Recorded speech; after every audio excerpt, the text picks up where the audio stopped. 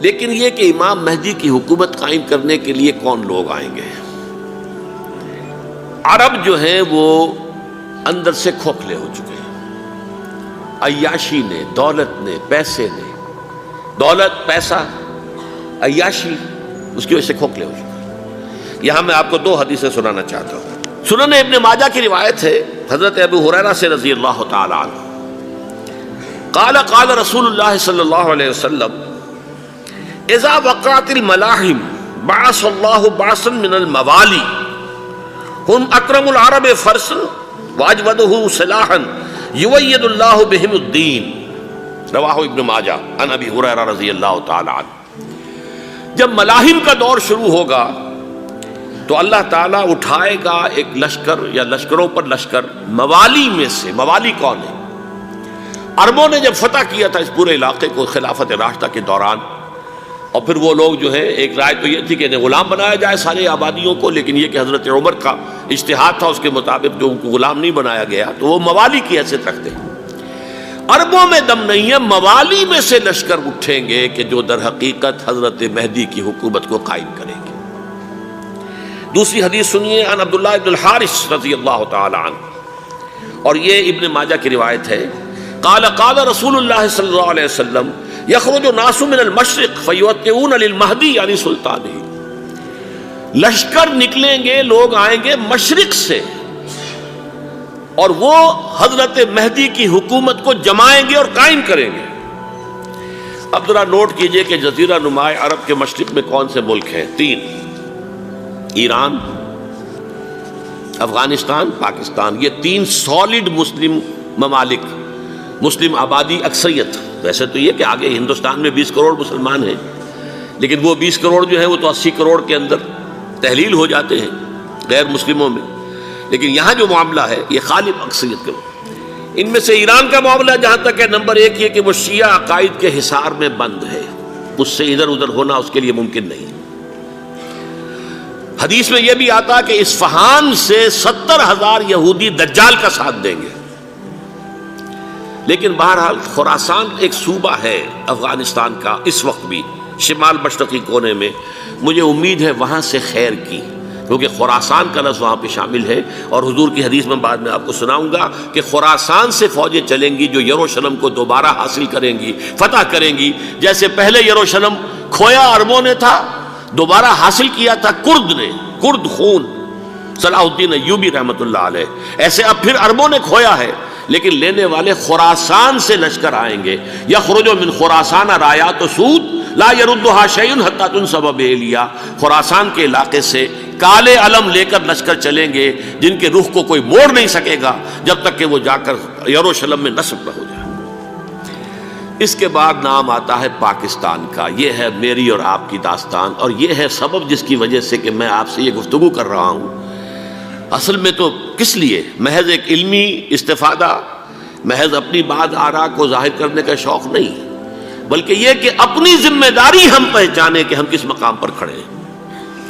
دیکھیے، اس پاکستان کے بارے میں یا ہندوستان کے بارے میں علامہ اقبال نے کہا تھا اپنے ترانہ ملی میں، میرے عرب کو آئی ٹھنڈی ہوا جہاں سے، میرا وطن وہی ہے، میرا وطن وہی ہے۔ اور مجھے بتایا گیا کہ سنن ابی داؤد میں یہ روایت موجود ہے کہ حضور نے فرمایا کہ ہندوستان کی طرف سے مجھے ٹھنڈی ہوا آتی ہے، اگرچہ مجھے وہ حدیث ابھی نہیں ملی ہے، لیکن حزب التحریر کا ایک کارڈ مجھے ملا تھا، تو اس میں اس حدیث کا اور اس میں ابو داؤد کا روایت کا حوالہ موجود تھا۔ لیکن میں جو چیز آپ کو بتا چکا ہوں وہ یہ کہ الف ثانی کا پورا تجدیدی کارنامہ اس ہندوستان کی سرزمین میں ہوا۔ مجدد الف ثانی شیخ احمد سرندی، شاہ ولی اللہ دہلوی، سید احمد بریلوی، وہ تو ہمارے پاکستان میں آ کر جو ہے ان کا خون جذب ہوا ارض پاکستان میں۔ پھر شیخ الہند مولانا محمود حسن۔ تحریک خلافت چلی تو صرف ہندوستان میں چلی اور کہیں نہیں چلی۔ آزادی کی تحریک چلی پوری دنیا میں، وہ نیشنلزم کی بنیاد پر چلی، ملے نیشنلزم، عرب نیشنلزم، ترک نیشنلزم۔ ہمارے ہاں چلی تو اسلام کے نام پر پاکستان کا مطلب کیا؟ لا الہ الا اللہ۔ پھر پاکستان قائم ہوا معجزے کے طور پر، بلکہ نازل ہوا ہے لیلۃ القدر میں، انا انزلناہ فی لیلۃ القدر، جیسے قرآن نازل ہوا لیلۃ القدر میں، یہ پاکستان بھی نازل ہوا لیلۃ القدر میں۔ اس کا برقرار رہنا ابھی تک معجزہ ہے۔ ہندو یہ سمجھتا تھا، کانگریس سمجھتی تھی کہ جھٹپٹ ختم ہو جائے گا۔ پھر یہ کہ اس کا قرارداد مقاصد کا پاس ہو جانا، مزید بھی اور اضافی دفعات دستور میں آ جانا، اب کمرشل انٹرسٹ کو ربا قرار دے کر حرام قرار دینا، یہ سارے لینڈ مارکس ہیں کہ جو اشارہ کر رہے ہیں کسی چیز کی طرف، معاملہ کدھر جا رہا ہے۔ پھر یہ کہ یہ جو 14ویں صدی کے مجدد تھے شیخ الہند، اس کے بعد سے کچھ ایسی شخصیتیں عظیم پیدا ہوئی ہیں ہند میں، جن کو میں سمجھتا ہوں کہ 14ویں صدی کے مجدد اور 15ویں صدی کے مجدد کے درمیان یہ 15ویں صدی کے مجدد کی راہ کو سیدھا کرنے والے، جیسے کہ حضرت یحییٰ نے کہا تھا میں تو آنے والے کا راستہ سیدھا کر رہا ہوں حضرت عیسیٰ کے لیے، ایسے ہی 15ویں صدی کے لیے امام مہدی کے لیے راستہ صاف کرنے والے سب سے پہلے علامہ اقبال، جنہوں نے اسلام کا تصور دین کی حیثیت سے دوبارہ زندہ کیا ہے، ورنہ اسلام ایک مذہب کی شکل اختیار کر چکا تھا۔ پھر مولانا مودودی، مولانا ابوالکلام آزاد حکومت الہیہ کے نعرے کے ساتھ میدان میں آئے۔ یہ اقبال نے جو تصور پیش کیا تھا اس پر عملی جد و جہد کے لیے حزب اللہ قائم ہوئی ہے۔ نوٹ کر لیجئے 11 برس کا فرق ہے عمر کا علامہ اقبال کے اور ابوالکلام کے، اور 1913 میں جب حزب اللہ قائم کی ہے اس وقت علامہ اقبال کی ملی شاعری اپنے عروج کو پہنچ چکی تھی۔ پھر یہ کہ علامہ اقبال کے بعد تعمیل جو ہے اس کام کی وہ ابوالکلام نے کی، لیکن روایتی علماء نے کی شدید مخالفت کی وجہ سے وہ بددل ہو کر چھوڑ گئے، کانگریس میں شامل ہو گئے، بساط جو ہے حزب اللہ کی انہوں نے لپیٹ دی۔ پھر مولانا مودودی آئے، انہوں نے وہ ڈور جو ہے اس کا سرا تھاما، جماعت اسلامی قائم کی حکومت الہیہ ہی کے قیام کے لیے۔ اگرچہ میرے نزدیک یہ کہ وہ انتخابی اور ایک قومی سیاست کی ایک جماعت بن کر پاکستان میں جو ہے دلدل میں پھنس گئی ہے، اب ہم اس کی کوشش کر رہے ہیں تنظیم اسلامی اور یہ تحریک خلافت جس کے تحت یہ جلسہ ہو رہا ہے، یہ ساری چیزیں وہ ہیں کہ آپ کو سوائے پاکستان کے اور کہیں نہیں ملیں گی پوری دنیا میں۔ معلوم ہوتا ہے کہ پاکستان کو بہت بڑا رول پلے کرنا ہے اس میں، اور اس کے ساتھ اب جمع کر لیجئے افغانستان کی عمارت افغانستان، اسلامی عمارت افغانستان قائم ہو چکی ہے۔ یہ پچھلے 20 سالوں میں جو کچھ وہاں ہوتا رہا ہے اس سے پہلے تصور نہیں ہو سکتا تھا۔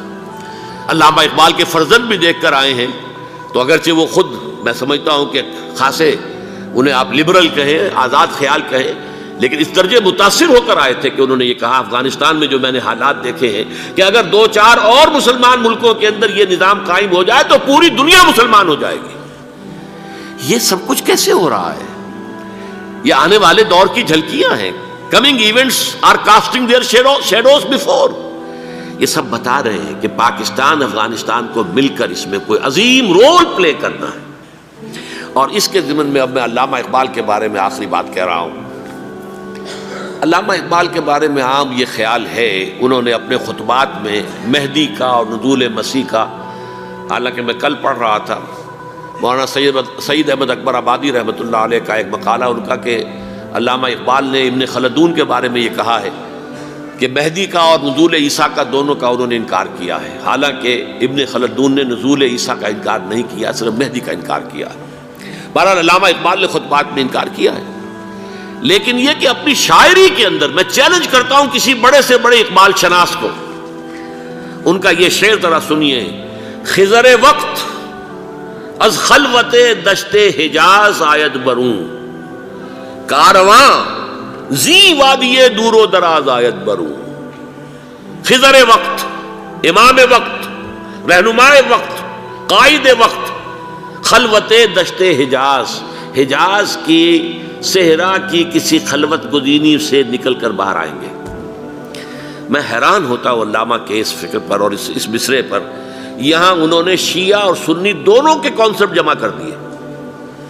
شیعہ کا کانسیپٹ یہی چھپے ہوئے کسی غار میں وہاں سے برآمد ہوں گے، اور ہمارا کانسیپٹ میں ام سلمہ رضی اللہ تعالیٰ عنہ کی حدیث سنا چکا، چھپے ہوئے ہوں گے وہ وہاں پر، مدینے سے نکل کر آ کر مکے میں چھپ جائیں گے۔ اس خانہ جنگی کی حالت میں لوگ ان کی طرف دیکھ رہے ہوں گے، سوچتے ہوں گے انہیں میدان میں آنا چاہیے، کوئی پارٹ پلے کرنا چاہیے، امت کی رہنمائی کرنی چاہیے، لیکن وہ چھپیں گے، وہ کارے ہوں گے، وہ اس ذمہ داری کو قبول نہیں کرنا چاہیں گے، جا کے چھپ جائیں گے مکے میں، وہاں سے مکے والے انہیں نکالیں گے، اور وہ کارے ہوں گے، انہیں بالکل یہ پسند نہیں ہوگا کہ یہ ذمہ داری اٹھائیں۔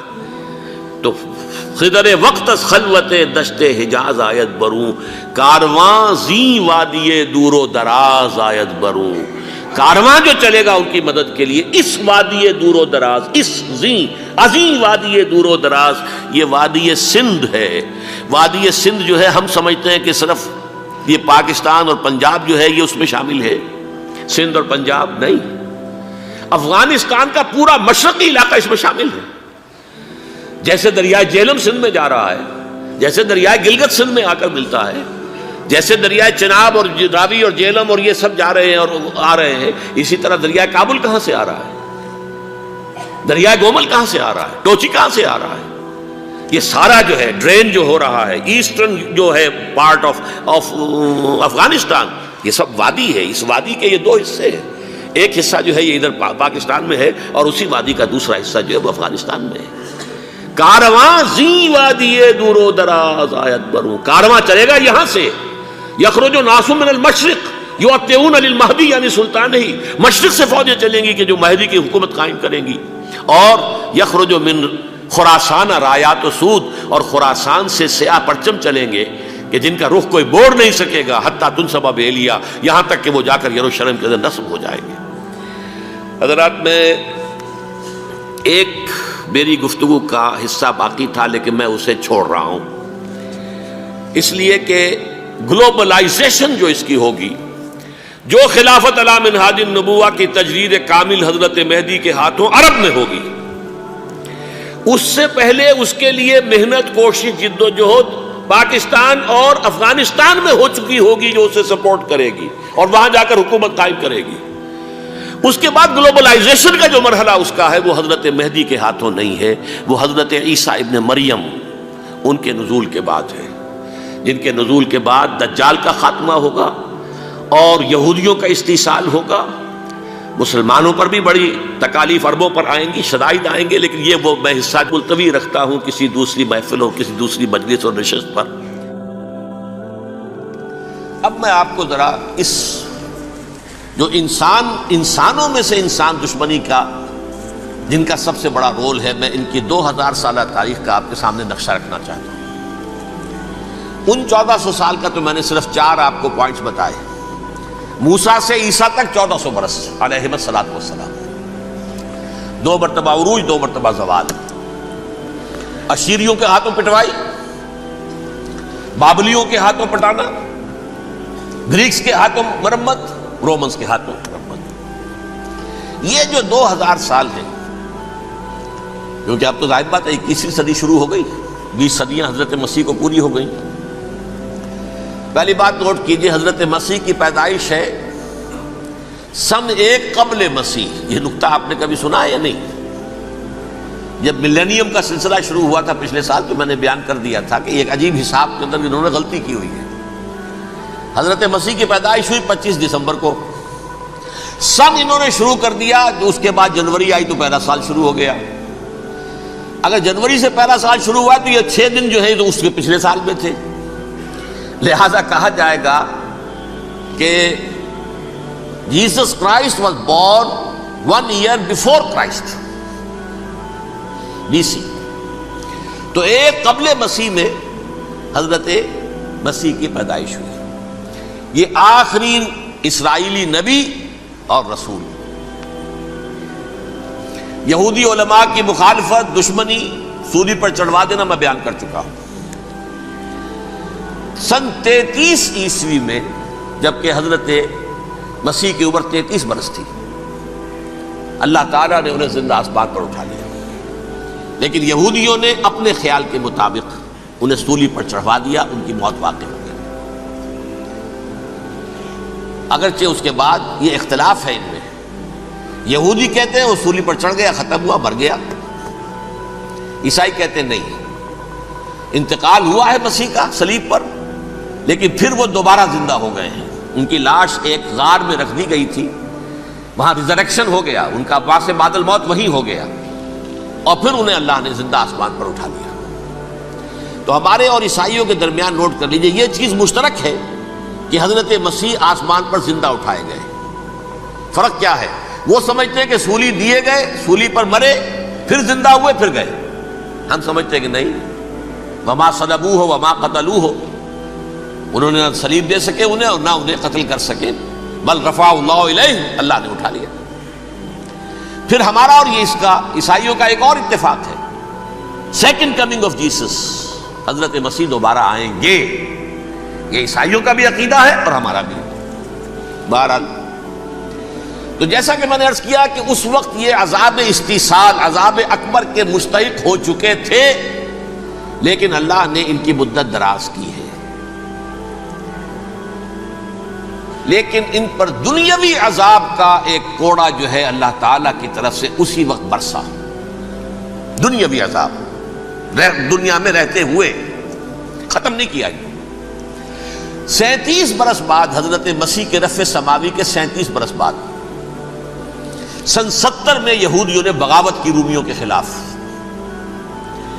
رومی ٹائٹس جنرل تھا ایک، اس نے پھر جو حملہ کیا ہے، 1,33,000 یہودی ایک دن میں قتل کیا یروشلم میں، اور ہیکل سلیمانی گرا دیا۔ وہ ہیکل پہلے بھی گرا تھا، پہلے 1400 سال کے دوران میں بھی نبوکڈنضر نے گرایا تھا، لیکن پھر اس کے 150 سال بعد انہوں نے دوبارہ بنا لیا تھا، اس لیے وہ اسے سیکنڈ ٹیمپل کہتے ہیں۔ پہلا ٹیمپل جو حضرت سلیمان نے بنایا تھا، نبوکڈنضر نے گرا دیا 587 قبل مسیح میں، پھر دوبارہ انہوں نے 150 سال کے بعد بنا لیا۔ وہ اس تاریخ کا حصہ ہے، میں نے جس کے بارے میں آپ کو تفصیل نہیں بتائی۔ اس میں یہ ہوا سن 70 میں وہ گرا دیا گیا، وہ آج تک گرا پڑا ہوا ہے۔ نمبر 2، یہ کہہ دیا گیا کہ یہودیوں اس ارض فلسطین سے نکل جاؤ، تم یہاں نہیں رہ سکتے اب۔ لہذا جس کا جہاں سینگ سمایا چلا گیا، یورپ میں چلے گئے، ایشیا میں آ گئے، عرب میں آ گئے، یہ 3 قبیلے جو رات بھی میں نے عرض کیا تھا، بنو قینقاع، بنو نذیر اور بنو قریظہ، یہ وہاں سے آ کے مدینے میں آباد ہو گئے، جس کا جہاں سینگ سمایا، افریقہ میں، ہندوستان میں، جہاں چلے گئے۔ ڈایاسپورا اسے کہتے ہیں، وہ آپ نوٹ کر لیجیے اس لفظ کو، ڈایاسپورا، ہمارا دور انتشار، جبکہ ہمیں ہماری اصل سرزمین تو فلسطین ہے، حضرت ابراہیم کا مسکن، حضرت اسحاق، حضرت یعقوب کا مسکن فلسطین، یہ ہے ہماری اصل جاگیر، یہ تو ہماری جدی پشتی جاگیر ہے، لیکن یہاں سے نکال دیے گئے سن 70 عیسوی میں، اور وہاں سے لے کے 1917 تک ان کا ڈایاسپورا جاری رہا۔ یہ دور انتشار ہے۔ اس دور انتشار کے اب چند حصے ہیں جس کو میں چاہتا ہوں کہ آپ علیحدہ علیحدہ سمجھ لیں۔ دور انتشار کا جو پہلا جو ہے، تقریباً 300 برس رومی حکمران تھے، وہ یہودیوں کے بھی دشمن تھے اور عیسائیوں کے بھی دشمن تھے۔ عیسائی اور یہودی ایک دوسرے کے بھی دشمن تھے، لیکن رومی سمجھتے تھے کہ یہ ایک ہی تھیلی کے چٹے بٹے ہیں۔ رومیوں کے نزدیک عیسائی بھی یہودیوں ہی کا ایک فرقہ تھے، کوئی علیحدہ مذہب تو تھا ہی نہیں۔ لہذا رومی جو ہیں، رومنز، وہ ان دونوں کو ستاتے تھے، مارتے تھے، اور یہ آپس میں لڑتے تھے، یہودی عیسائیوں کو مارتے تھے، عیسائی یہودیوں کو مارتے تھے۔ یہ ہے 300 برس تک کی تاریخ۔ سن 300 عیسوی میں کیا ہوا؟ ایک معجزہ ہو گیا۔ بہت عظیم ایمپرر کانسٹینٹائن، قسطنطین اعظم، رومن ایمپررز میں سے بہت بڑا ایمپرر، وہ عیسائی ہو گئے۔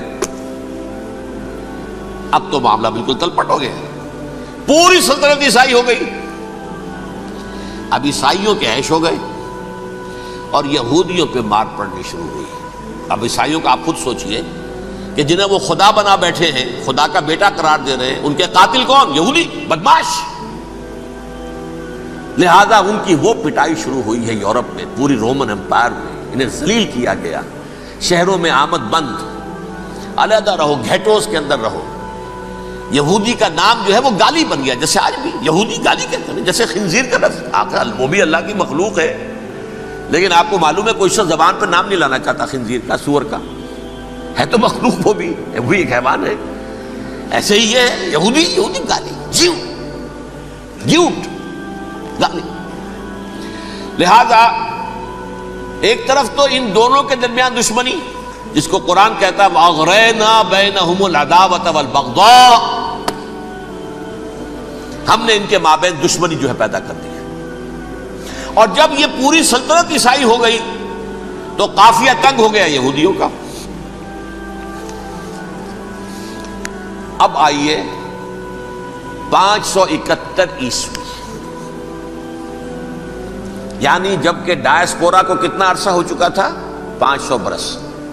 سن 70 سے شروع ہوا نا ڈائسپورا، جب ٹائٹس نے گرایا ہے ہیکل کو اور نکال باہر کیا انہیں فلسطین سے، بھاگ جاؤ یہاں ایک یہودی بھی نہیں رہے گا، فلسطین سے نکال دیے گئے۔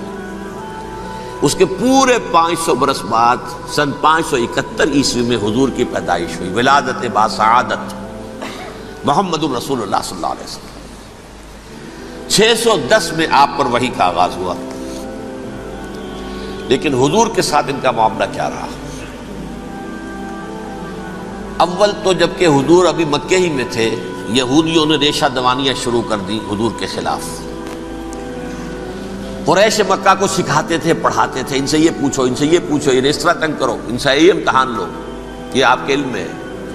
سورہ بنی اسرائیل میں، سورہ کہف میں وہ سوالات، جو امتحانی سوالات آئے تھے، ذوالقرنین کون تھا، اصحاب کہف کون تھے، تم رسول بنے پھرتے ہو تو بتاؤ، اور یہ روح کی حقیقت کیا بتاؤ، یہ ساری ریشہ دوانیاں کر رہے تھے بیٹھے ہوئے ابھی وہیں پر، حضور ابھی پہنچے بھی نہیں۔ ہجرت فرما کر حضور تشریف لے آئے تو حضور نے، جسے ماسٹر سٹروک کہا جائے گا، یعنی اسٹیٹس مین شپ کا ماسٹر سٹروک، آپ نے مدینے میں آتے یہودیوں کے ساتھ پیکٹ کر دیا، جوائنٹ ڈیفنس پیکٹ آف مدینہ، کہ اگر مکے والے ہم پر حملہ کریں گے تو ہم مل جل کر ایک قوم کی حیثیت سے مقابلہ کریں گے۔ یہ میثاق مدینہ کہلاتا ہے، جس کے بہت غلط معنی پہنائے جا رہے ہیں آج کل۔ بہرحال میں موضوع میرا چونکہ یہ نہیں، میں ادھر نہیں جاؤں گا، لیکن ہوا کیا؟ ہر مرتبہ یہ خیانت کے مرتکب ہوئے، ان نے جو عہد کیے تھے ان سے پھرے، اندر ہی اندر سازش، ریشہ دوانی، حضور کی بدترین دشمنی۔ سورہ نساء کی آیت نمبر 12 میں 13 میں فرمایا ہے، لا تزال تطلع علی خائنۃ منہم، اے نبی ہمیشہ آپ کے علم میں ان کی طرف سے خیانتیں، بددیانتیاں آتی رہیں گی، اور بار بار وہ مسلسل جنگ کی آگ بھڑکاتے تھے، قریش کو دعوت دیتے، آؤ آؤ آؤ ہم اندر سے بغاوت کر دیں گے، تم آؤ تو صحیح، ختم کریں محمد کو اور اہل ایمان کو صلی اللہ علیہ وسلم رضی اللہ تعالی عنہم اجمعین۔ لیکن پھر جب وہ آتے تھے تو یہ دبک جاتے تھے، ان میں ہمت نہیں تھی، میدان کے مرد نہیں رہے تھے۔ یہ سورہ حشر میں ان کا نقشہ کھینچا گیا ہے، کھلے میدان میں مقابلے کی اس کے اندر صلاحیت ہی نہیں ہے، یہ تو فصیلوں کے پیچھے سے، جیسے عورتیں کہیں دیہات میں لڑائی ہوتی ہے تو مرد جو ہے گلیوں میں لڑتے ہیں، عورتیں اوپر سے پتھر پھینکتی ہیں، بس وہ کام یہ کر سکتے تھے، من ورائے جدر، فصیلوں کے پیچھے سے، جنگ میں میدان میں نہیں آ سکتے۔ بہرحال قرآن مجید میں ہے یہ، سورہ مائدہ کی آیت نمبر 64، کلما اوقدوا نارا للحرب اطفاها اللہ، اکثر و بیشتر مواقع پر تو یہ جب آگ بھڑکاتے تھے جنگ کی، اللہ اسے بجھا دیتا تھا۔ لیکن بہرحال اس کے باوجود جنگیں ہوئی، غزوہ بدر، غزوہ احد ہوئی کہ نہیں؟ یہ ساری اصل شرارت نہیں تھی، اور اس کے نتیجے میں حضور نے پھر ایک ایک کر کے 3 قبیلوں کو سزا دی۔ غزوہ بدر کے فوراً بعد بنو قینقاع نکالے گئے مدینے سے، غزوہ احد کے فوراً بعد بنو نذیر نکالے گئے، اور غزوہ احزاب کے بعد بنو قریظہ نکال دیے گئے۔ یہ تو میں نے آپ کے سامنے رکھ دیا صرف حضور کے زمانے میں ان کا کیا رویہ رہا، دشمن۔ رات بھی ہم نے وہ آیت پڑھی تھی، لَتَجِدَنَّ أَشَدَّ النَّاسِ عَدَاوَةً لِلَّذِينَ آمَنُوا الْيَهُودُ وَالَّذِينَ أَشْرَكُوا، اہل ایمان کی دشمنی میں شدید ترین تم پاؤ گے یہودیوں کو اور مشرکین، مشرکین بھی بعد میں ہے، پہلے یہودی۔ حضور کے بعد کیا ہوا اب یہ نوٹ کیجئے، یہ ان کی تاریخ کا دوسرا دور ہے۔ حضرت عمر رضی اللہ تعالیٰ عنہ قائد خلافت ہے، بیت المقدس کا محاصرہ کیا گیا، فصیل بڑی اونچی، شہر اندر سے سیلف سفیشینٹ، حملے کا راستہ کوئی نہیں، محاصرہ طول کھینچ رہا ہے، لیکن ان کے پاس رسد بھی موجود ہے، پانی بھی موجود ہے، وہ دروازے بند کر کے بیٹھے ہوئے ہیں۔ بالآخر اللہ تعالیٰ کی مشیت کا ظہور کیسے ہوا؟ ان کے کچھ علماء آئے فصیل پر، کہا دیکھو مسلمانوں، تم قیامت تک بھی یہاں پڑے رہو گے محاصرہ کر کے، ہمارا یہ شہر فتح نہیں ہوگا۔ ہاں ایک درویش بادشاہ کے ہاتھوں یہ شہر فتح ہونا ہے، لیکن تمہارے اندر ہمیں وہ نظر نہیں آ رہا۔ ابو عبیدہ بن الجراح رضی اللہ تعالی عنہ امین هذه الامہ، ان کا فوراً ذہن گیا وہ درویش بادشاہ مدینے میں بیٹھا ہوا ہے عمر رضی اللہ تعالی۔ اب ایک اور عمر بھی ہے جو قندھار میں بیٹھا ہے، نقشہ وہی ہے، سادگی کی حد تک نقشہ وہی، بالکل وہی، اپنی آنکھوں سے دیکھا ہے وہی سادگی۔ عمر اول عمر ثانی تھے عمر بن عبدالعزیز۔ اب ایک اللہ کے فضل سے اللہ تعالیٰ ایدہ اللہ بنصرتہ، اللہ تعالیٰ ان کی نصرت فرمائے، دشمنوں کو ان کے مقابلے میں نیست و نابود کرے۔ انہوں نے ریکویسٹ بھیج دی کہ حضور تشریف لائیے، یہ شہر فتح ہو جائے گا۔ وہ ہے سفر تاریخی، اتنا طویل سفر، تقریباً 700 میل، ایک اونٹ، ایک خادم، ایک منزل پہ امیر المومنین اوپر بیٹھے، خادم آگے چل رہا ہے، اگلی منزل پہ خادم اوپر بیٹھا ہے، امیر المومنین آگے جا رہے ہیں۔ اور جب پہنچے ہیں تو وہ باری تھی خادم کی، انہوں نے ہاتھ جوڑ دیا، حضور خدا کے لیے تم کیا کہیں گے لوگ، وہ میرا برا حال کر دیں گے، تمہیں شرم نہیں آئی؟ امیر المومنین پیدل آگے چل رہے ہیں نکیل پکڑ کر، اور تم بیٹھے ہو اوپر براجمان ہو۔ حضرت عمر فرمایا الدور دورک، نہیں باری تمہاری ہے، بیٹھ۔ اس حال میں پہنچے ہیں، اور پھر یہ کہ ابو عبیدہ بن الجراح آئے ہیں، استقبال کیا ہے تو دیکھا ہے اس حال میں چلے آ رہے ہیں، عمر نکیل پکڑے ہوئے چلے آ رہے ہیں، اور کہتے ہیں کہ کہیں کیچڑ ویچڑ تھا، جوتے خراب ہو گئے تھے، وہ بھی اتار کے ہاتھ میں پکڑے ہوئے، کپڑے تو تھے ہی پھٹے ہوئے۔ انہوں نے کہا بھی حضرت ابو عبیدہ نے، دیکھیے یہ بڑا متمدن ملک ہے، بڑا مہذب علاقہ ہے یہ، آپ ذرا حلیہ اپنا دوست فرما لیں تب جا کے پیش ہم آپ کو کریں گے۔ آپ نے فرمایا نحن قوم اعزنا اللہ بالاسلام، ہم وہ قوم ہیں جنہیں اللہ نے عزت دی ہے اسلام کے ذریعے سے، کپڑوں کے ذریعے سے نہیں، دولت کے ذریعے سے نہیں۔ اسی حال میں گئے ہیں، اوپر سے انہوں نے کھڑے ہو کر نشانیاں دیکھی ہیں، اپنی کتابیں کھولی، ہاں یہ وہی ہے، اچھا لو جی سرنڈر، شہر تمہارے ہاتھ میں۔ خون کا ایک قطرہ نہیں بہا اور بیت المقدس فتح ہو گیا۔ لیکن اس وقت حضرت عمر نے ایک نرمی یہ کی کہ یہودیوں کے لیے بھی اسے اوپن سٹی قرار دے دیا۔ یہ احسان عظیم حضرت عمر کا، اس سے پہلے یہودی آ ہی نہیں سکتا تھا، داخل ہی نہیں ہو سکتا تھا، وہاں وہ آ کر وزٹ نہیں کر سکتا تھا، زیارت نہیں کر سکتا تھا اپنے مقدس مقامات کی۔ حضرت عمر نے یوں سمجھیے کہ تقریباً 550 برس کے بعد ان کے لیے راستہ کھولا ہے کہ ہاں تم آ سکتے ہو، زیارت کر سکتے ہو۔ لیکن یہ عیسائیوں نے لکھوایا معاہدے کے اندر، انہیں یہاں آپ آباد ہونے کی اجازت نہیں دیں گے، لیکن کم وزٹ دی پلیسز، دیکھیں زیارتیں کریں اور جائیں۔ یہ معاہدہ حضرت عمر کا ہے رضی اللہ تعالیٰ، جو پھر خلافت راشدہ کے بعد بنو امیہ نے بھی اس کو آنر کیا، بنو عباس نے کیا، پھر جو ہمارے یہ ترکوں میں اندر خلافت آئی تو ترک خلفاء نے بھی اس معاہدے کی پوری پابندی کی۔ فلسطین میں آ سکتے ہیں یہودی صرف زائرین کی حیثیت سے، وہاں آباد نہیں ہو سکتے۔ اب آئیے اگلا دور آیا حضرت عثمان کا دور خلافت۔ یہ ہے وہ وقت کہ اب یہود نے امت مسلمہ کی پیٹھ میں چھرا کھولا۔ وہ کیسے؟ ایک یہودی عبداللہ ابن سبا اسلام کا لبادہ اوڑھ کر آ گیا، معاشرے کا جائزہ لے لیا، ان میں بنو ہاشم اور بنو امیہ میں جو پرانی کشاکش تھی اس کے کچھ نہ کچھ جراثیم باقی ہیں، اگر ان کو ذرا بھڑکا دے تو مسلمانوں میں انتشار پیدا ہو جائے۔ کہا یہ عثمان کون ہے؟ یہ تو بنو امیہ میں سے ہے، یہ حق تو بنو ہاشم کا ہے، خلافت ان کے پاس ہونی چاہیے، محمد کے تو رشتہ دار وہ ہے صلی اللہ علیہ وسلم۔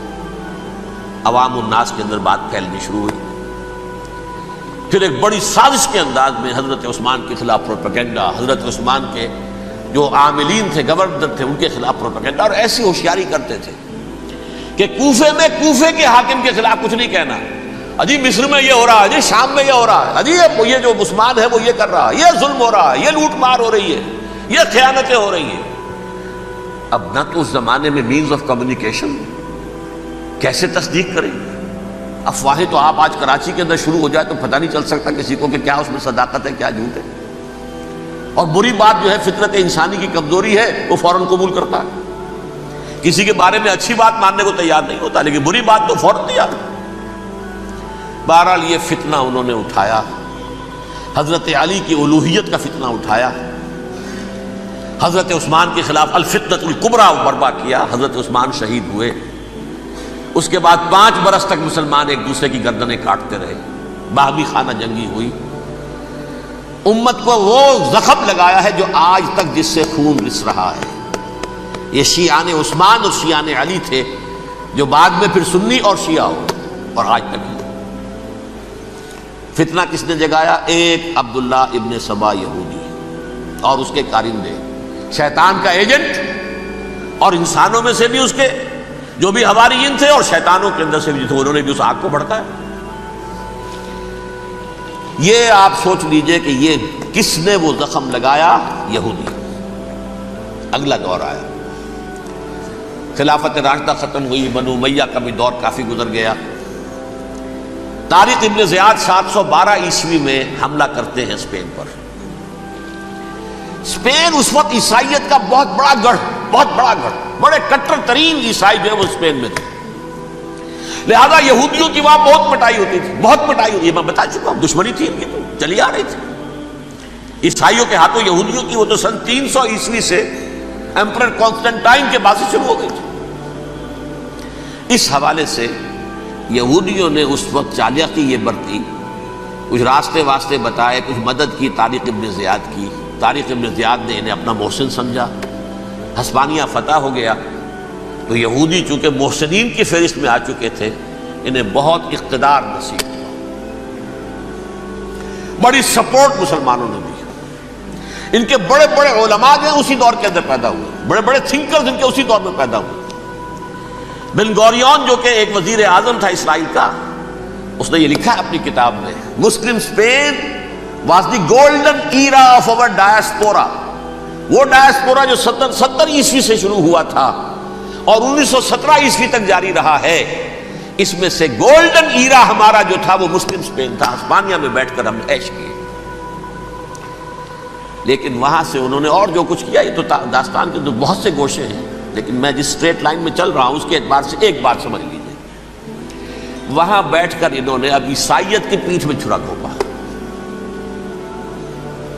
پروٹیسٹنٹ مذہب پیدا کیا، تقسیم کر دیا. جیسے شیعہ سنی کی تقسیم، عبداللہ ابن سبا، رومن کیتھولک اور پروٹیسٹنٹ کی تقسیم، یہودی علماء. ہوتا کیا تھا؟ ہسپانیہ کی یونیورسٹیاں ہیں، کارڈووا میں ہے، ٹولیڈو میں ہے، گریناڈا میں ہے، غرناطہ، قرطبہ، تولیتلا. اور وہاں آتے تھے لوگ، فرانس سے چلے آ رہے ہیں نوجوان پڑھنے کے لیے، جرمنی سے چلے آ رہے ہیں، اٹلی سے چلے آ رہے ہیں. 3 ہی ملک قریب ترین پڑھتے ہیں سینٹرل جو یورپ کے ہیں. یہاں پر جو ہے وہ اسلام جو نور پھیلا رہا تھا اس سے بھی مستفیض ہوئے. جہالت کے جو ہے پردے ان کے وہ چھٹے. اس کے ساتھ ہی وہ یہودی وہاں ان کے اندر جو جراثیم داخل کر رہے تھے وہ اس عیسائیت کے خلاف بغاوت تھی جو اس وقت دنیا میں عیسائیت اس وقت تھی. پوپ کا راج تھا دنیا میں اس وقت. یورپ میں جو عیسائیت تھی اس میں ایک طرف بادشاہ تھے، لیکن بادشاہوں کی حیثیت وہاں پر یوں سمجھ لیجئے کٹ پتلیوں کی تھی، اصل قوت پوپ کے ہاتھ میں تھی. اور پوپ کو انہوں نے جیسے قرآن نے کہا اتخذوا احبارهم ورهبانهم اربابا من دون اللہ. چونکہ سینٹ پال نے شریعت موسوی ساقط کر دی تھی تو اب شریعت تھی ہی نہیں. پوپ کو اختیار تھا جس چیز کو چاہے حلال قرار دے دے، جس چیز کو چاہے حرام قرار دے دے. اتخذوا احبارهم ورهبانهم اربابا من دون اللہ. انہوں نے کہا صاحب یہ پوپ کس بلا کا نام ہے، یہ بھی انسان ہے. بات تو ٹھیک تھی نا، اصل حیثیت تو کتاب کی ہونی چاہیے نا، ڈیوائن بک، دی ریویلڈ اسکرپچر. لہذا اور یہ کتاب ہر شخص پڑھ سکتا ہے. کوئی پوپ کے باپ کو جو ہے کوئی اس کے لیے پروپرائٹری رائٹس تو نہیں ہے کہ صرف پوپ پڑھ سکتا ہے یا پادری پڑھ سکتے ہیں. ہم بھی پڑھ سکتے ہیں، ہم بھی سمجھ سکتے ہیں. یہ باتیں تھی کہ جن کو بڑھا چڑھا کر بیان کر کے اور پوپ کا اقتدار ختم کرا دیا اور توجہ مرکوز کر دی بائبل کی طرف. اب بائبل میں بڑا حصہ تو اولڈ ٹیسٹامنٹ کا ہے. نتیجہ کیا ہوا؟ یہود کی عظمت پروٹیسٹنٹس کے نزدیک مسلم ہو گئی. اصل قوم تو یہ ہے. وہ دشمنی بدلی کہ نہیں بدلی؟ موسیٰ کے امتی یہ ہے، تورات موسیٰ کو دی گئی، ابراہیم کی نسل یہ ہے. لہذا وہ جو دشمنی تھی، جو عداوت تھی کہ ہمارے خدا کو سولی چڑھانے والے ہیں یہ بدماش، اس کا ازالہ ہوا. اس پروٹیسٹنٹ مذہب کے نتیجے میں یہ میں اب آپ کو بتاتا ہوں کہ ایک نتیجہ وہ نکلا ہے جسے برٹرنڈ رسل نے بیان کیا ہے. اس کی کتاب ہے ان پریز آف آئیڈلنس، صفحہ 108. وہ لکھتا ہے the Christians retaining the Judaic belief in special revelation added to it the Roman desire for worldwide domination and the Greek taste for metaphysical subtleties. The combination produced the most fiercely persecuting religion that the world has yet known. یہ تین چیزیں آ کر عیسائیت میں مل گئی. ایک تو جب یہ اولڈ ٹیسٹامنٹ جو ہے وہ ان کے ہاتھ میں آ گئی، اور اس کے میں کچھ آپ کو بتا دیتا ہوں کہ اولڈ ٹیسٹامنٹ کی تعلیمات، کیونکہ یہ اولڈ ٹیسٹامنٹ جو ہے یہ محرف تھی. اصل تورات تو گم ہو گئی تھی 587 قبل مسیح میں، جب پہلی مرتبہ ہیکل جو ہے تباہ ہوا ہے، اس وقت ختم ہو گئی تھی. اس کے کوئی 150 سال کے بعد انہوں نے یادداشتوں سے مرتب کر کے لکھی ہے. اب اس میں ان کے اپنے خیالات، اپنے امانی، اپنی توجیحات وہ شامل ہو گئی. لہذا میں آپ کو حوالے دیتا ہوں اس کتاب کے اندر مظالم کی جو تعلیم دی گئی ہے. اہل کتاب نے اپنے مظالم قتل عام کے جواز کے لیے تورات میں تبدیلیاں کی اور پیغمبروں پر دہشت ناکی اور بدترین حرام کاری کے الزامات لگائے. سنیے، پہلا حوالہ ہے یہ گنتی باب 31 آیات 17-18. اس لیے ان بچوں میں جتنے لڑکے ہیں سب کو مار ڈالو، اور جتنی عورتیں مرد کا منہ دیکھ چکی ہیں ان کو بھی قتل کر ڈالو، لیکن ان لڑکیوں کو جو مرد سے واقف نہیں اور اچھوتی ہیں اپنے لیے زندہ رکھو. یہ کسی اللہ کی کتاب کا یہ جملہ ہو سکتا ہے؟ کسی ریویل بک کا؟ اور سنیے، یہ ہے استثناء ڈیٹرانومی باب 20 آیت 16-18. پر ان قوموں کے شہروں میں جن کو خداوند تیرا خدا میراث کے طور پر تجھ کو دیتا ہے، کسی ذی نفس کو جیتا نہ بچا رکھنا. جیسا خداوند تیرے خدا نے تجھ کو حکم دیا بالکل نیست کر دینا. مرد، عورتیں، بچے، بوڑھے سب ختم. یہ کتاب مقدس ہے. اور سنیے، سیموئیل باب 27 آیت نمبر 9. اور داؤد نے اس سرزمین کو تباہ کر ڈالا اور عورت مرد کسی کو جیتا نہ چھوڑا. نمبر 4، ان سب آباد شہروں کو ماں، عورتوں اور بچوں کے بالکل نابود کر ڈالا. کتاب استثناء باب 3 آیت 6. یہ ہے جو کہہ رہا ہے برٹرنڈ رسل. کرسچینٹی میں آ کر یہ تین چیزیں شامل ہو گئی. ایک تو یہ باربیرین یہ تعلیم جو ہے، اور یہ مذہب کے نام پہ تعلیم، یہ کتاب مقدس کی تعلیم. نمبر 2، رومنز کے اندر جو ایک تمنا تھی ورلڈ ڈومینیشن کی، وہ عیسائیت کے اندر آ گئی. اس لیے کہ پوری رومن امپائر جو ہے عیسائی ہو گئی. اسے وراثت کے اندر ورلڈ ڈومینیشن کی جو ایک تمنا تھی وہ مل گئی. اور پھر یہ کہ انہوں نے جو توہمات تھے یونانیوں کے، ان کو بھی اپنے ہاں مختلف شکلوں کے اندر جمع کر لیا. ان تین چیزوں کا the combination produced the most fiercely persecuting religion that the world has yet known. اس کے نتیجے میں دنیا میں تاریخ انسانیت کے اندر جو بدترین خوخار ترین مذہب ہو سکتا ہے وہ شکل عیسائیت نے اختیار کی. اور اس کا مظہر عتم کیا تھا؟ نوٹ کیجئے، صلیبی جنگیں. ایک بات ٹائم ٹیبل کے اعتبار سے نوٹ کر لیجئے گا. فرسٹ ملینیم ختم ہوا، سیکنڈ شروع ہوا. ان کے 1000 سال ختم ہوئے تو 11ویں صدی میں سیکنڈ ملینیم شروع ہوا، تو پہلی صلیبی جنگیں ہوئی. لاکھوں مسلمان قتل کیے گئے. صرف یروشلم کے اندر اتنا خون بہایا ہے کہ خود ان کے ہسٹورینز لکھتے ہیں کہ جب ان صلیبیوں نے جب گھوڑوں کے ساتھ وہ چل رہے تھے گلیوں میں تو ان کے گھوڑوں کے گھٹنوں تک خون کی ندی بہ رہی تھی. جہاں سے گزرے ختم کرتے چلے گئے, آبادیاں کی آبادیاں ختم کر دی. اگرچہ اس کروسیڈ میں گیہوں کے ساتھ گھن بھی پسا, یہودی بھی بہت مارے گئے. یہ فرانس سے, جرمنی سے جب یہ کروسیڈرز آ رہے تھے 3000 میل کا سفر طے کر کے آئے تھے. سوچئے تو صحیح, اربن ثانی پوپ جو تھا آگ لگا دی تھی اس نے پورے یورپ کے اندر. شرم سے ڈوب مرو, تمہارے مقدس علاقے مسلمانوں کے ہاتھ میں. انفیڈلز, یہ کافر, یہ مرتد, یہ ملحد. مسیح جہاں پیدا ہوا, مسیح کو جہاں سولی دی گئی, وہ کہاں ہے؟ ان کے ہاتھ میں. وہ آگ لگائی ہے, 3000 میل کا فاصلہ طے کر کے یہ نو قومیں آئی ہیں وہاں, اور جو تباہی مچائی ہے انہوں نے. تاریخ انسانی میں ایسی بربریت کی کوئی مثال. اور یہ ان کے اپنے ہسٹورینز لکھتے ہیں شرم کے بارے میں. ایسے محسوس ہوتا ہے جیسے ان کی گردنیں جھکی جا رہی ہیں. اگرچہ بھٹکے ہوئے ہیں لیکن کبھی بھولی ہوئی منزل بھی یاد آتی ہے راہی کو, اور بھٹکے ہوئے آہو کو پھر سوئے حرم لے چل.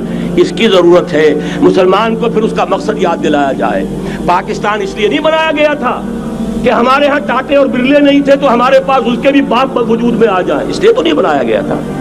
پاکستان اس لیے نہیں بنایا گیا تھا کہ جاگیرداروں کی جاگیرداریاں محفوظ ہو جائیں. پاکستان اس لیے تو نہیں بنایا گیا تھا. اور یہ کہ نمازیں اور مسجدیں تعمیر ہو جائیں, مسجدیں تو امریکہ میں تعمیر ہو رہی ہیں عالی شان سے عالی شان, اس لیے پاکستان نہیں بنا تھا. آج بھی مسلمان, میں معذرت سے عرض کر رہا ہوں مولانا سے, آج بھی بھارتی مسلمان کی ایوریج نمازی ہونے کے اعتبار سے پاکستانی مسلمان سے کہیں بہتر. آج بھی برقع نظر آ جائے گا تو ہندوستان میں نظر آ جائے گا. میں نے اپنی آنکھوں سے دیکھا چند سال پہلے جب مکہ مسجد حیدرآباد دکن میں 3 دن مسلسل میری تقریریں ہوئی ہیں, 10,000 مرد اور 5,000 خواتین, اور ان میں سے کوئی بغیر برقعے کے نہیں تھی. ایک سیلاب نظر آ رہا تھا برقعوں کا کہ جب جلسہ ختم ہوا ہے رات کے 12 بجے 3 دن تک متواتر. یہاں کہاں نظر آئے گا برقع آپ کو؟ یہاں تو جس کے پاس 2 پیسے ہو گئے اس نے سب سے پہلے برقع اتار کے پھینک دیا. معلوم اچھی طرح سمجھ لیجئے یہ چیزیں تو وہاں زیادہ ہیں یہاں کی نسبت. اصل ضرورت تھی کہ یہاں اس نظام کو قائم کیا جائے, وہ نظام عدل اجتماعی, وہ جس میں حریت ہو, جس میں عام آدمی بھی خلیفہ وقت کو ٹوک سکے. یہ کرتا کیسے بن گیا؟ ایک خاتون بھی کھڑی ہو کر دامن پکڑ لے, عمر تمہیں کیا حق ہے کہ ہمارے مہر کے اوپر پابندی لگا رہے ہو, جبکہ اللہ نے نہیں لگائی. اللہ قرآن میں قنطارہ کا لفظ استعمال کر رہا ہے. ڈھیروں سونا دے دے کوئی شخص اپنی بیوی کو مہر کے اندر, طلاق دیتے وقت اس میں سے کچھ نہیں لے سکتا. آپ کون ہوتے ہیں ہمارے حق کے اوپر پابندی لگانے والے؟ اور عمر نے کہا آج ایک بڑھیا نے وہ اب عمر کو دین سکھایا, آرڈیننس واپس. حضرت سعد ابن ابی وقاص رضی اللہ تعالی عنہ جو فاتح ایران تھے, وہ گورنر ایسے ہی نہیں بن گئے تھے ریوڑیاں بٹی ہو اور گورنر ہی مل گئی ہو. وہ تو خود فاتح تھے ایران کے, اس لیے گورنر تھے. صرف ایک پرچہ پہنچا ہے بارگاہ خلافت میں, حضرت عمر فاروق کے پاس انفارمیشن آئی سعد نے اپنے گھر کے باہر ڈیوڑی بنا لی ہے اور ایک دربان کھڑا کر دیا ہے. حضرت بلال کو بھیجا ہے رقعہ دے کر, اور یہ حکم تھا کہ بلال پہلے تو جاتے ہی ڈیوڑی میں آگ لگا دینا, پھر یہ رقعہ دینا میرا. اور رقعے میں لکھا ہوا تھا ہے سعد, لوگوں کو ان کی ماں نے آزاد جانا تھا, تم نے انہیں اپنا غلام کب سے بنا لیا ہے. یہ دربان کھڑے کر دیا اپنے آگے. وہ حریت, وہ مساوات کہ جا رہا ہو خلیفہ وقت اور چارج لینے جا رہا ہے بیت المقدس کا, کوئی ذاتی علاج کے لیے نہیں جا رہا, سیر و سیاحت کے لیے نہیں جا رہا, چارج لینے کے لیے. بالکل سرکاری وزٹ ہے, آفیشل وزٹ ہے, اسٹیٹ وزٹ ہے. اور حال کیا ہے, 700 میل کا فاصلہ طے کرنا اور ایک اونٹنی, کوئی انٹوریج نہیں, کوئی قدم و حشم نہیں, کوئی جمبو جٹ بھرے ہوئے نہیں, کچھ نہیں. ایک اونٹنی, ایک خادم. اس ایک اونٹنی پر چونکہ راستے کا راشن بھی ہے لہذا 2 آدمی نہیں بیٹھ سکتے, ایک بیٹھ سکتا. ایک منزل خلیفہ وقت بیٹھا ہوا ہے اوپر اور خادم نکیل پکڑ کر چل رہا ہے. اگلی منزل خادم اوپر بیٹھا ہے اور خلیفہ وقت عمر بن الخطاب رضی اللہ تعالی عنہ, اور وہ آگے آگے نکیل پکڑ کر چل رہے ہیں. یہ نظام چاہیے آج نوع انسانی کو۔ اس کے انتظار میں، اس کی تلاش میں نوع انسانی نے کتنے تجربے کر لیے، کیسی چھلانگیں لگائیں، ملوکیت ختم کی، آسمان سے گرا کھجور میں اٹکا، جمہوریت آئی نام نہاد، لیکن وہ سرمایہ دارانہ نظام بن کر آگے سے بڑھ کر لعنت بن گئی۔ پہلے جاگیردار مسلط تھا، اب سرمایہ دار کارخانے دار مسلط ہو گیا۔ اس سے نکلنے کے لیے زور لگایا، کمیونزم کی طرف گئے، چھلانگ لگائی، اب ایک پارٹی ڈکٹیٹر بن کر بیٹھ گئی۔ انسان رست از یک بنتا افتاد در بندے دیگر، ایک چیز سے غلامی سے نجات پاتا ہے، دوسری میں پھنس جاتا ہے۔ اور کیوں؟ کہ وہ نظام عدل اجتماعی جو محمد عربی کو دے کر بھیجا گیا تھا، اس کے کسٹوڈین سوئے ہوئے، اس کے کسٹوڈینز کو اندازہ ہی نہیں۔ یہ نسخہ تو ہمارے پاس تھا، ہمیں عمل کرنا تھا اور دنیا کے سامنے پیش کرنا تھا۔ پاکستان بنایا اس لیے گیا تھا کہ ہم اس کا ایک نمونہ دنیا کے سامنے پیش کریں گے۔ قائد اعظم نے فرمایا تھا کہ ہم یہ چاہتے ہیں کہ پاکستان کی صورت میں، عہد حاضر میں، اسلام کے اصول حریت و اخوت و مساوات کا ایک نمونہ قائم کر کے دکھائیں۔ کہاں ہے وہ؟ بھٹک گئے، سو گئے۔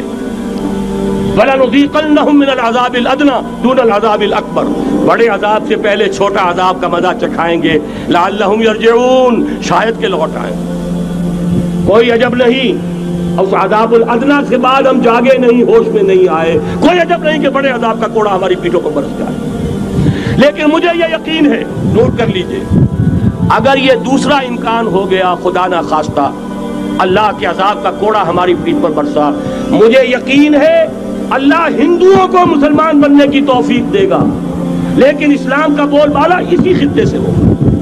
تاریخ میں یہ ہو چکا ہے آیا فتنہ تاتار کے افسانے سے، پاسباں مل گئے کعبے کو صنم خانے سے۔ تاتاریوں کے ہاتھوں کروڑوں مسلمان قتل ہوئے، لیکن اسلام نے تاتاریوں کو فتح کر لیا، اور پھر اسلام کا مسلمانوں کا دوسرا دور عروج انہی تاتاریوں کی مختلف شاخوں کے تحت ہوا۔ وہ تاتاری ہی تو تھے، وہ سارے ہورس، ٹرکش ہورس، ترکان تیموری، ترکان سبوی، ترکان سلجوقی، ترکان عثمانی، وہی تو سٹاک تو وہی ہے آیا فتنہ تاتار کے افسانے سے، پاسباں مل گئے کعبے کو صنم خانے سے۔ اس لیے کہ حضور نے فرمایا مشرق سے ہوگا، جہاں سے فوجیں چلیں گی، تو کوئی عجب نہیں۔ بہرحال یہ دو امکانات ہیں، لیکن اس کا فیصلہ تیرے ہاتھوں میں ہے، دل یا بدن، سیدھی سیدھی بات۔ اگر تو اب بھی ہم ٹھیک ہو جائیں، جاگ جائیں، ہوش میں آ جائیں، قوم یونس کی طرح توبہ کر لیں، تو بغیر عذاب کے کوڑے کے رحمت خداوندی ہم پر سایہ کرے گی۔ اگر ہم نہ جاگے تو وہ عذاب کا کوڑا آئے گا۔ یہ نہیں میں کہہ سکتا ان ادری قریب بعید ما توعدون، یہ میں نہیں کہہ سکتا، یقین کے ساتھ جانتا ہوں کہ آئے گا، لیکن یہ کہ اس کے بعد بھی یہی سے بول بالا ہوگا۔ اگر ہمارے ذریعے نہیں تو ان کے ذریعے سے، جو ہمیں شکست دے کر پھر اسلام قبول کر لیں گے۔ لیکن کیوں نہ پہلے ہی راستے پر چلنے کی کوشش کریں۔ اب نوٹ کر لیجئے، یہ کتابیں اگر آپ پڑھنا چاہیں تو کتاب الملاحم میں پڑھیے۔ بدترین عذاب عربوں پر آیا کھڑا ہے، سروں پر تنا ہوا ہے، بدترین۔ ایسی جنگ ہونی ہے الملحمۃ العظمیٰ، جس کو کہ میں بھی آپ کے گواہی پیش کر دوں گا، جسے کہا گیا ہے دی لاسٹ کروسیڈ۔ بش نے بھی کروسیڈ کا لفظ بول دیا تھا، پھر واپس لیا اس نے۔ نکل جاتی ہے جس کے منہ سے سچی بات مستی میں، فقیہ مصلحت بھی سے اور ہندے بادہ خار اچھا، کروسیڈ کہہ کر پھر واپس لیا۔ یہ کروسیڈ، اس کے اوپر جس قدر نقصان ہونا ہے عربوں کا، گریٹر اسرائیل بنے گا، یہ عراق، شام، اردن، سعودی عرب کا کچھ شمالی علاقہ، ترکی کا جنوبی علاقہ، مصر کا صحرائے سینا، اور اس کے ساتھ ہی جو بہترین اس کا زرخیز ترین علاقہ ڈیلٹا آف نائل، یہ سب یہودیوں کے قبضے میں جائیں گے۔ اس کو حدیث میں کہا گیا الملحمۃ العظمیٰ۔ عیسائی 80 علم لے کر اے مسلمانوں تم پر حملہ آور ہوں گے، اور ہر علم کے نیچے 12,000 فوج ہوگی، 9.5 لاکھ فوج۔ یہ نیٹو کی تیاری کس کے لیے ہو رہی ہے؟ جب USSR کا خاتمہ ہوا تو پوچھا گیا تھا نیٹو چیف سے، اب کس لیے؟ تمہارا وہ دشمن تو ختم ہو گیا، اب ہمیں اسلامک فنڈامنٹلزم سے نمٹنا ہے۔ وہ جانتے ہیں خطرہ یہی ہے. اب اسلام ابھر سکتا ہے، مسلمانوں کے سینوں کے اندر وہ آگ ہے، اوپر خاکستر آ گیا ہے، تمہیں اٹھانا بیٹھنا، یہ اندر تو انگارہ ہے، اوپر سے راکھ ہے، اس سے دھوکہ نہ کھا جانا ان کے دلوں کے اندر. اور بش نے کہا تھا مسلمان چاہتے ہیں کہ ہسپانیہ سے لے کر انڈونیشیا تک نظام خلافت قائم کریں. اور میں حیران ہوا تھا کہ اس کمبخت کو ہسپانیہ کا خیال کیسے آ گیا. ہمیں تو کبھی آتا ہی نہیں، اب ہم تو بھول گئے. وہ تو 500 برس پرانی بات ہے جبکہ وہاں سے ہمیں نکال دیا گیا تھا. اگرچہ اقبال نے کہا تھا ہے ارض فلسطین پہ یہودی کا اگر حق، ہسپانیہ پر حق نہیں کیوں اہل عرب کا. ہسپانیہ میں تو 800 سال حکومت کی مسلمانوں نے، اور ابھی 500 برس سے گزرے ہیں نا. یہودی تو ارض مقدس سے 2000 سال نکالے گئے. انہیں لا کے آباد کیا گیا، عربوں کے سینے میں خنجر پھونک دیا گیا. وہ چھوٹا سا ملک جو چاہتا کرتا، کوئی پوچھنے والا نہیں. امریکہ جیسے اپنے بیٹے کی حفاظت کرے ویسے کرتا ہے اس کی. اور حضور نے فرمایا ہے وہ جنگ جب ہوگی تو ایک باپ کے اگر 100 بیٹے ہوں گے تو 99 ختم ہو جائیں گے، ایک بچے گا. یہ حدیث ہے، حدیث ہے صحیح. اور آپ نے فرمایا ویل للعرب من شر قد اقترب. عربوں کے لیے ہلاکت ہے، عربوں کے لیے بربادی ہے اس شر سے جو قریب آ چکی ہے. اور آج جس طرح انہوں نے ان کی تہذیب کو اختیار کر لیا ہے، دبئی جا کر دیکھیے، بدترین مغربی معاشرہ جو ہے وہ دبئی کے اندر ہم نے قائم کر کے دکھا دیا. اب سعودی عرب اس راستے پر بڑھ رہا ہے. اور اس کے بعد نمبر 2 پر جو ہے ہم پاکستانی ہیں. لیکن میں اس کے وہ پہلی بات جو کہہ رہا ہوں وہ تو یقینی ہے، اس میں تو احادیث صحیحہ موجود ہے. اگرچہ اس کے بعد پانسا پلٹے گا، پھر حضرت مہدی کا ظہور ہوگا، حضرت عیسیٰ کا نزول ہوگا، اور وہ گریٹر اسرائیل گریٹر گریو یارڈ بنے گا یہودیوں کا. ایک ایک یہودی قتل ہوگا اور دفن ہوگا. یہ بات میں ہونا ہے، میں پہلی بات میں فرض کر رہا ہوں.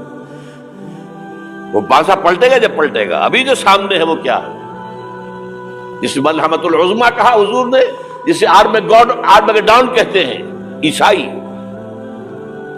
آرمگیڈون کی اگر کہیں جا کر آپ دیکھیں گے، آپ ڈکشنری میں مانی تو کیا لکھا ہے؟ A very big war which will be fought between the forces of evil and good before the end of this world. اس دنیا کے خاتمے سے پہلے خیر اور شر کی قوتوں کے درمیان بہت بڑی جنگ ہوگی. ارمجدون اسے کہتے ہیں عربی میں، اور آرمگیڈون اسے کہتے ہیں انگریزی کے اندر. اور یہ بائبل کی آخری کتاب کے اندر ہے، جو اس میں کہ مکاشفات یوحنا، ریویلیشنز آف سینٹ جان. یہ تو میں کہہ رہا ہوں یقین کے ساتھ، اور زیادہ دور نہیں آیا چاہتا ہے. اس لیے کہ یہودیوں کا اور عیسائی جو کنزرویٹوز ہیں، نیو کنزرویٹوز، ان کا 5 نکاتی ایجنڈا ہے متفق علیہ، جس کے تحت یہ جنگ صلیبی شروع کی گئی ہے. وہ سن لیجئے آپ. آرمگیڈون نمبر 1، گریٹر اسرائیل قائم ہو جانا اس کے نتیجے میں نمبر 2، مسجد اقصی اور قبۃ الصخرہ کو گرانا نمبر 3، وہاں 3rd ٹیمپل، وہ مسجد جو حضرت سلیمان نے بنائی تھی 1000 قبل مسیح میں، پھر برباد کی تھی نبوکدنضر نے، دوبارہ بنائی گئی، پھر دوبارہ ختم ہوئی 70 عیسوی تک گری پڑی ہے. ان کا خانہ کعبہ گرا ہوا ہے 70 عیسوی سے لے کر آج تک. ایک دیوار ہے ویلنگ وال، جہاں جاتے ہیں، روتے ہیں، پیٹتے ہیں، ماتم کرتے ہیں. وہاں وہ بنے گا 3rd ٹیمپل. اور نمبر 4، اس میں لا کر رکھا جائے گا تخت حضرت داؤد کا. یہ تخت کہاں ہے اس وقت؟ یہ لندن شریف کے اندر جو ان کی پارلیمنٹ کا جو چرچ ہے، ویسٹ منسٹر ایبے، اس میں رکھا ہوا ہے. ایک پتھر تھا جس پر بٹھا کر حضرت داؤد کی تاج پوشی ہوئی، پھر حضرت سلیمان کی ہوئی، پھر وہ پتھر رکھ دیا گیا، جب حضرت سلیمان نے بنایا ہیکل مسجد اقصی، وہاں رہا وہ. ہر بادشاہ جو تھا یہودی اسی کے اوپر بٹھا کر اس کی تاجپوشی ہوتی تھی. سن 70 میں ٹائٹس نے گرایا اسے ہیکل کو، وہ پتھر لے گیا، وہاں سے روم گیا، روم سے آئرلینڈ گیا، آئرلینڈ سے اسکاٹ لینڈ آیا، اسکاٹ لینڈ سے انگلینڈ آیا، اور اب وہ رکھا ہوا ہے 14ویں صدی عیسوی سے آج تک. وہ ویسٹ منسٹر ایبے میں رکھا ہوا، ایک کرسی کی سیٹ میں اسے بنا دیا گیا ہے تخت کی شکل میں. اب انگریزوں میں کوئی ملکہ ہو، کوئی بادشاہ ہو جس کی بھی تاج پوشی ہونی اس میں ہو، یہ لا کر رکھا جائے گا تھرڈ ٹیمپل میں. اور اس پر یہودیوں کے خیال کے مطابق ان کا مسیحا آئے گا جو مسیح دجال ہوگا. عیسائیوں کے خیال کے مطابق حضرت عیسیٰ آئیں گے، وہ ہمارا بھی خیال ہے حضرت عیسیٰ آئیں گے علیہ السلام. بہرحال یہ تو بعد کی باتیں ہیں نا. اس وقت جو میں عرض کر رہا ہوں عربوں پر بہت بڑا عذاب، اور پاکستان کا معاملہ البتہ یہ ہے، میں یقین سے نہیں کہہ سکتا. ہینگنگ ان دی بیلنس، ہو سکتا ہے اللہ تعالیٰ ہم پر رحم فرما لے، ہو سکتا ہے، اگرچہ اس کی کچھ شرائط ہوگی. چمن کے مالک اگر بنا لیں موافق اپنا شعار، اب بھی چمن میں آ سکتی ہے پلٹ کر چمن سے روٹھی بہار، اب بھی ہو سکتا ہے. اور یہ بھی ہو سکتا ہے کہ اللہ تعالیٰ نے معجزانہ طور پر ہمیں ملک دیا، ہم نے اللہ سے بدعہدی کی، وعدہ خلافی کی، غداری کی، لہذا سزا دی جائے اور ہم سے یہ ملک چھین لیا جائے. It's just possible. دور نہ سمجھے، اس انہونی بات نہ سمجھے. جو گھیراؤ ہو رہا ہے آپ کے مغرب میں نیٹو فورسز اور مشرق میں بھارتی فورسز گدھوں کی طرح بیٹھے ہوئے انتظار کر رہے ہیں پاکستان اور ڈسٹیبلائز ہو جائے، یہاں اور بدامنی ہو جائے. اب لاہور میں پھر آج دھماکے ہو گئے. 2 دن پہلے کا دھماکہ میں سہ کے آیا ہوا ہوں، آپ کے سامنے بیٹھا ہوں.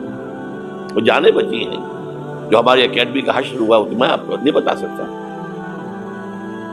یہ سارا کیوں ہو رہا ہے؟ تاکہ یہاں بدامنی ہو جائے اور ہمیں جواز مل جائے. مغرب سے نیٹو فورسز داخل ہو جائیں، مشرق سے بھارتی فورسز آ جائیں اور ہمارے ایٹمی دانت توڑ کر اور پھر ہمیں بھارت کے سامنے ڈال دیا جائے. نو ڈو ایز یو لائک. یہ ان کا نقشہ ہے. ہوگا کیا وہ اللہ جانتا ہے، ہوگا وہ جو اللہ چاہے. لیکن اللہ کا چاہنا جو ہے وہ کس پر منحصر ہے؟ یہاں انقلاب برپا کرو، یہاں اسلام لاؤ. اگر دھندوں میں لگے رہو گے تو وہ خود بخود نہیں آ جائے گا انقلاب. صحابہ نے جانیں دی تھی، کتنی تکلیفیں اٹھائی تھی. 12 برس تک مکی دور کے اندر با نشہ درویشی در ساز و دمادم زن، جو پختہ شبی خدرا بر سلطنت جم سن. یوم طائف یاد ہے جو حضرت عائشہ فرماتی ہے کہ میں نے پوچھا تھا حضور سے کہ یوم احد سے زیادہ سختی بھی آپ پر کبھی آئی؟ یوم احد پر کیا ہوا تھا؟ تلوار کا وار پڑا تھا آپ کے چہرہ مبارک. یہ جو رخسار کی ہڈی ہے اس کے اندر وار گیا ہے. اوپر خود کی 2 کڑیاں تھیں، وہ اس میں گھس گئیں. 2 دندان مبارک شہید ہوئے. وہ خود کی کڑیاں ایک صحابی نے اپنے دانتوں سے پکڑ کر کھینچنے کی کوشش کی، دانت نکل گئے، وہ نہیں نکلی. کیا جتن کر کے نکالی گئی ہوگی تو خون کا فوارہ آیا، اتنا خون گیا ہے کہ آپ بے ہوش ہو گئے، گر گئے. اور مشہور یہ ہو گیا کہ آپ کا انتقال ہو گیا، شہادت ہو گئی.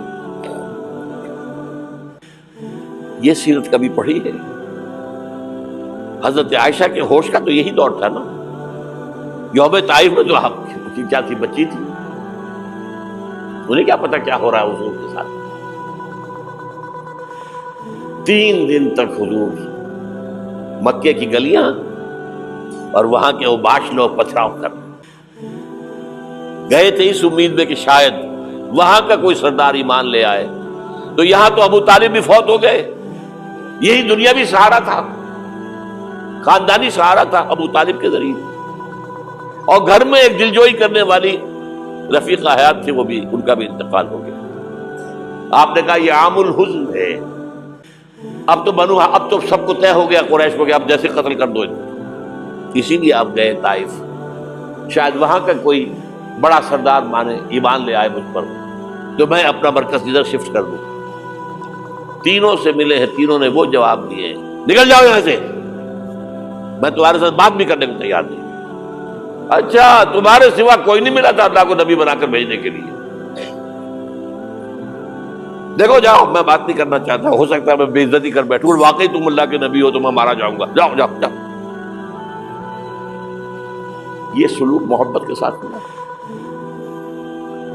اور پھر چھوکروں کو، اسٹریٹ ارچنز جنہیں آپ کہتے ہیں، اشارہ کیا ذرا خبر لو ان کی، پتھراؤ ہو رہا ہے. ساتھ کوئی ہے ہی نہیں، ایک آدمی صرف، زید ابن حارثہ. اب سامنے سے پتھر آ رہے ہیں تو حضرت زید آگے آ جاتے ہیں، ڈھال بنتے ہیں. مجھے لگے پتھر وضو کر رہے، آپ پیچھے سے آ رہے ہیں. چاروں طرف سے تو ڈھال نہیں بن سکتا. جسم لہو لوہا، خون جا کر جوتیوں میں جم گیا ہے، جوتی اتر نہیں دی. پھر وہاں سے واپسی پہ دعا مانگی ہے، اللہم الیک اشکو ضعف قوتی وقلت حیلتی وہوانی علی الناس. اے اللہ تیری جناب میں فریاد لے کر آیا ہوں اپنے قوت کی کمی کا، اپنے وسائل کی کمی کا، اور جو ذلت و خواری ہو رہی ہے لوگوں کے سامنے. الا ملتکرنی، مجھے کس کے حوالے کر دیا؟ الا بعیدی یتجہمنی، یہ میرے اوپر ہجوم کر کے آ جائے، حملہ کرے. اور عدو من لگتا امرے، یہ دشمن کے حوالے میرا معاملہ کیا، جو چاہے کرتے وہ. لیکن پھر عبدیت غالب آتی ہے. ان لم یکن علی غضبک فلا ابالی. اللہ اگر تو ناراض نہیں ہے تو مجھے کوئی پرواہ نہیں. سر تقسیم خم ہے جو مزاج یار میں آ، مجھے اندیشہ یہ ہے کہ تو ناراض تو نہیں ہو گیا. یہ تکلیفیں جھیلی ہے. سینکڑوں صحابہ نے جانوں کا نذرانہ پیش کیا ہے. احزاب کی جنگ میں فاقوں پر فاقے ہو رہے تھے، اور ان فاقوں کی حالت میں خندق کھودنے کا حکم ملا ہے. لوگوں کی کمریں دوہری ہو رہی ہیں، پتھر باندھے ہیں اپنے پیٹوں سے، اپنے چادروں کے ساتھ کس کر کمر دوہری نہ ہو جائے. اور جب صحابہ کدالیں چلا رہے ہیں تو کیا کہہ رہے ہیں؟ نحن الذین بایعوا محمدا علی الجہاد ما بقینا ابدا اللہم لا عیش الا عیش الاخرہ. صحابہ کہتے تھے ہم وہ لوگ ہیں جنہوں نے محمد سے بیعت کی ہے کہ جہاد کرتے رہیں گے جب تک جان میں جان نکل جائے تو بات اور. جان ہے، چاہے ابھی بھوک سے کمر دوہری ہوئی جا رہی، جان تو ہے. اور ایک دفعہ کہتے تھے اللہم لا عیش الا عیش الاخرہ، اللہ عیش زندگی تو آخرت کی زندگی ہے. اور حضور فرماتے تھے، حضور کے بیٹھے ہوئے نہیں تھے گاؤں تکیہ لگا کر، پتھر اٹھا اٹھا کر خندق میں سے لے جا کے باہر پھینک رہے تھے.